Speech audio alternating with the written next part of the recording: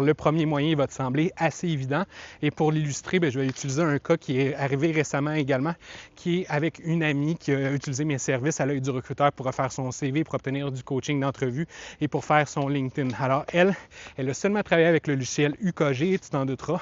Elle s'est fait contacter uniquement pour des postes qui, des entreprises desquelles utilisent UKG. Alors, UKG, c'est un système d'information en ressources humaines et elle est analyste SIRH. Et là, elle a vu un poste intéressant qui utilisait un autre logiciel qui est bien répandu, qui s'appelle Workday. Ça l'intéresse encore plus particulièrement parce qu'elle veut apprendre Workday. C'est tellement utilisé partout que ça va être bénéfique à sa carrière de l'investiguer, d'avoir de l'expérience avec celui-ci, mais elle se doutait qu'elle n'obtiendrait pas d'appel parce qu'elle ne coche pas cette case-là. Et sûrement que s'il y a une recherche par mots-clés qui est effectuée, son CV ne ressortira pas parce que la première chose que les recruteurs vont voir pour un analyste SIRH, tu t'en douteras, ils vont taper dans l'engin de recherche. Alors moi, les candidats qui ont Workday sur leur CV et elle ne l'a pas malheureusement. Alors, elle a vu que j'avais un contact en commun sur LinkedIn avec la personne dans la boîte, non pas qui recrute, mais avec une des décideuses. Donc, la personne était VP. Et on a réussi à lui obtenir une entrevue à mon ami en dedans de 24 heures parce que je lui ai dit, est-ce qu'on t'introduit quand même? Est-ce que tu veux l'essayer? Elle a dit, let's go. Et on a réussi à obtenir l'attention de la personne parce que j'ai mis de l'avant une des forces de mon ami que je connaissais bien et qui lui a qui a été le dernier argument, l'argument clé pour dire ça vaut la peine de la contacter parce que, alors c'est toujours important de spécifier une raison principale de la part de ton référent si tu emploies une méthode comme ça, qui est celle d'utiliser un référent. Je sais que ça peut paraître évident comme stratégie comme ça. Moi, si j'avais à effectuer une recherche d'emploi demain matin, c'est le premier moyen que j'essaierais, c'est-à-dire que je contacterais toutes les personnes de mon réseau qui travaillent dans des entreprises qui m'intéressent. Bien sûr, je prioriserai les entreprises qui ont un affichage ouvert, qui sont en lien avec mes compétences, minimalement en lien du moins, et je tenterai de mettre de l'avant, non pas mes forces en premier lieu, mais de mettre de l'avant pourquoi est-ce que je les contacte, pourquoi cette entreprise-là m'intéresse, puis pourquoi est-ce que ça vaut la peine de transmettre ma candidature aux décideurs, non pas RH, mais à la personne responsable du poste. Dans mon cas, bien sûr, ce serait souvent les ressources humaines, mais pas nécessairement. Ce serait peut-être les gens en communication ou sinon dans d'autres départements, marketing ou dans le département des technologies. Alors, c'est ça que je ferais pendant le premier mois, voire pendant les 2 premiers mois, bien sûr. Je ferais au départ une publication sur LinkedIn qui signalerait ma disponibilité, comme c'est la plupart des, comme c'est le cas avec la plupart des gens. Sauf que je me doute que je n'obtiendrai pas beaucoup de résultats avec une approche de la sorte parce que c'est souvent trop général et qu'il n'y a pas beaucoup de gens qui vont lever la main là, pour me dire je vais te référer, qui ne prendront pas beaucoup cette initiative-là. Il faut la provoquer cette initiative-là et ça ne se fait qu'avec des messages personnels. Alors, je passerai dans mon réseau LinkedIn, je prioriserai les entreprises qui m'intéressent vraiment beaucoup et j'essaierai de me têter une entrevue. Ensuite, le deuxième moyen à ta disposition pour contourner les systèmes de gestion de candidature et les ressources humaines du fait même, ça va être d'envoyer des invitations sur LinkedIn aux décideurs. Et ça, ce n'est pas évident parce qu'il y a juste 3 personnalisations d'invitations qui nous sont permises par mois. Alors, ça va nous demander d'autres techniques. Ça va peut-être te demander d'ajouter les gens à ton réseau sur LinkedIn pour ensuite leur envoyer un message. Mais on se doute que ça réduit le taux de succès. Alors, si tu veux épargner des sous et utiliser LinkedIn Premium pendant un mois, c'est ce que je ferais en termes de recherche d'emploi. Moi, personnellement, pendant mon 3e mois, ou potentiellement mon 4e, si je suis toujours en recherche d'emploi, je ferai des invitations personnalisées en utilisant des in-mails qui sont fournis avec la solution LinkedIn Premium et je listerai encore une fois les entreprises qui m'intéressent le plus de façon à prioriser et j'enverrai des déclarations d'amour l'une après l'autre. Ensuite, c'est ce qui m'amène à mon 3e point, c'est d'effectuer une grande séduction.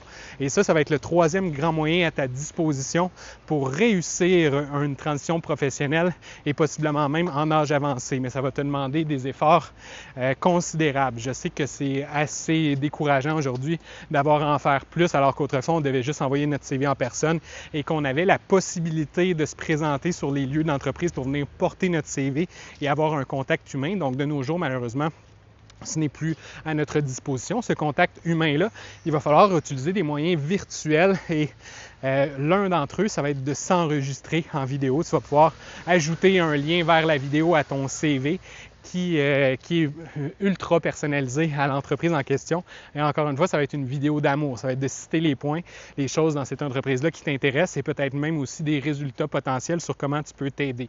Alors, si on ne se qualifie pas avec nos caractéristiques de base, on élève notre jeu pour parler de résultats potentiels. On se projette dans le futur de l'employeur pour essayer de voir qu'est-ce que je peux lui apporter. Et encore une fois, je vais réutiliser le mot prioriser parce que dans ce cas-ci aussi, on va vouloir non pas lister beaucoup de points parce que anyway, la vidéo va être trop longue, mais on va citer peut-être un résultat potentiel le plus important ou sinon 2 au maximum. Alors, lorsqu'on fait une vente, on peut parler de features et de benefits en anglais. Alors, les caractéristiques, et sinon, on élève notre niveau de jeu au niveau des résultats. Mais ensuite, le troisième, et c'est là que j'en étais justement avec la grande séduction, c'est d'utiliser une approche émotive. Et ça peut être fait de plusieurs façons. Alors certes, on peut réemployer la mission de l'employeur pour que la concordance soit évidente. Sur notre document d'embauche. Même chose avec les valeurs corporatives. On peut tenter de les transposer en comportement observable avec des verbes, c'est ça que je veux dire par là. Donc, mettre encore une fois de l'avant qu'on a les mêmes valeurs et rendre ça évident sur notre lettre de présentation ou sinon sur notre CV. Parlant de lettre de présentation, ça n'en serait pas une de présentation que j'écrirais. Ça serait peut-être même pas une de motivation parce que ça serait de l'ultra-motivation. Moi, j'aime mieux en faire plus que pas assez, même si ça peut apparaître un petit peu têteux. C'est pas grave, il n'y a pas de risque. Le pire qui peut s'arriver, c'est d'avoir l'air un petit peu trop intense. Mais comme je te disais, j'aime mieux avoir l'air trop intense qu'avoir l'air trop normal puis de me fondre dans la masse. Alors, écrire une lettre d'amour, c'est ça que je veux dire par là. Donc, pas de fuck la motivation, fuck l'introduction, fuck la présentation. Nous autres, on vient déclarer notre amour dans notre lettre. Alors, bravo pour avoir gagné telle distinction. J'apprécie que chez vous, ça semble fonctionner de telle façon. Ce qui semble vous distinguer, est-ce que je me trompe, est-ce que ça serait cet aspect-là? Alors, l'essentiel de ma lettre de présentation parlerait d'eux et non pas de moi. Ce n'est pas une lettre dans laquelle j'essaierais de me qualifier. Même chose pour mon amie de tantôt qui, si elle n'a pas eu KG, il va falloir aussi qu'elle déploie peut-être une grande séduction pour les entreprises qui l'intéressent vraiment, dans lesquelles elle va envoyer sa candidature. Parlant d'envoyer la candidature, c'est toujours important de dire que c'est déjà fait et que ce soit pour les invitations LinkedIn ou pour notre grande séduction, de dire bien, je sais que je vous envoie cette candidature-là par courriel, mais j'ai déjà appliqué et je voulais signaler mon intérêt d'une autre façon. Ça, c'est aussi bon pour un courriel que pour une invitation LinkedIn. Je poursuis avec la grande séduction. Ça peut vouloir dire pendant plusieurs semaines, voire plusieurs mois, d'aimer les publications de l'entreprise en question et de commenter sur celle-ci. Comme je te disais, on a juste les moyens virtuels à notre disposition pour se faire remarquer et on va les utiliser absolument tous. Quelles seraient d'autres techniques intéressantes à notre disposition? Ce serait de s'enregistrer en train de capturer l'écran et sur notre écran, on met le rapport annuel de l'entreprise ou sinon, ça serait le site web de l'entreprise. Donc, dans mon cas, je parlerais de la marque employeur. Peut-être je parlerais du système de recrutement qu'ils sont en train d'utiliser. Dans ton cas, tu vas peut-être vouloir te pencher sur les stratégies qui sont énoncées dans le rapport annuel ou sur le site web ou sinon les projets en cours pour justement te projeter, te dire, regardez, je sais que vous êtes en train de faire ça, est-ce que moi je pourrais vous apporter tel résultat potentiel? Ou encore mieux, vous êtes en train de faire telle chose et j'ai des suggestions pour vous. Est-ce que vous avez pensé à faire l'action A, l'action B ou l'action C? Et en utilisant une approche de consultant, ça va te permettre de démontrer des compétences. Et ça va être encore une fois possible que par la vidéo. Ça va peut-être aussi te permettre d'ajouter ta personnalité, ta touche à ta candidature. Alors, même chose, je mettrai un lien, moi, vers la vidéo en question dans mon curriculum vitae. Je dirais, regardez, j'ai produit un rapport qui vous est personnalisé. Je répéterai le lien dans mon courriel d'introduction ou sinon dans le champ prévu à cet effet dans le système de gestion de candidature. C'est une autre façon que je mettrai de l'avant dans ma grande séduction. Je passerai 2 jours, 3 jours à les rechercher et à déployer des moyens originaux pour les séduire. J'utiliserai par exemple, oui, la lettre d'amour, mais aussi des introductions originales dans le CV qui leur sont ultra personnalisées. Comme je te disais tantôt, ça peut être une section de la mission, une section des valeurs, ou toute autre section pertinente comme une section de témoignages qui va permettre d'ajouter des doses émotives à mon CV, des sections originales. Au lieu de parler de centres d'intérêt, ben voici les chaînes vidéo que je suis actuellement. Donc, toutes les façons qui vont me permettre de me différencier des candidats, je vais les mettre de l'avant. Ça va faire partie de ma grande séduction. Alors, il n'y a pas de limite à ce que tu puisses faire. Ne te fie pas donc au cadre rigide habituel des CV. Tu peux inventer des sections si tu veux. Par exemple, tu peux inscrire une section qui serait je suis le meilleur candidat. Je suis le meilleur candidat disponible parce que, puis la section se titrerait ainsi et tu mettrais donc un contenu qui, encore une fois, est ciblé. Donc, j'espère que cette vidéo aussi te donne quelques idées pour démarquer ta candidature.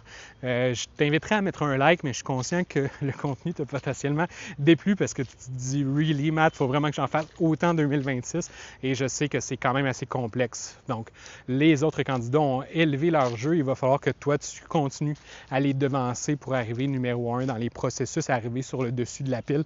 Mais mets-moi un like quand même, s'il te plaît, parce que ça me prend du temps pour venir les tourner, puis ça me demande aussi de la recherche, puis de la structure. Il faut que je vienne donc te les communiquer de la façon la plus claire possible. Et ça me mérite un like aussi. Abonne-toi à la chaîne pour plus de vidéos de la sorte sur le CV, l'entrevue, le profil LinkedIn, la recherche d'emploi, sur la carrière en général, sur le travail autonome. Et j'ai écrit une infolette qui s'appelle 30 jours de confiance en recherche d'emploi, de laquelle je vais mettre le lien dans la description, qui va te donner un petit boost dans cette période difficile. À chaque jour, pendant 30 jours, tu vas avoir de mes nouvelles. Et merci beaucoup d'avoir écouté la vidéo jusqu'à la fin, c'est super apprécié. On se voit dans une prochaine. Allez, bye bye.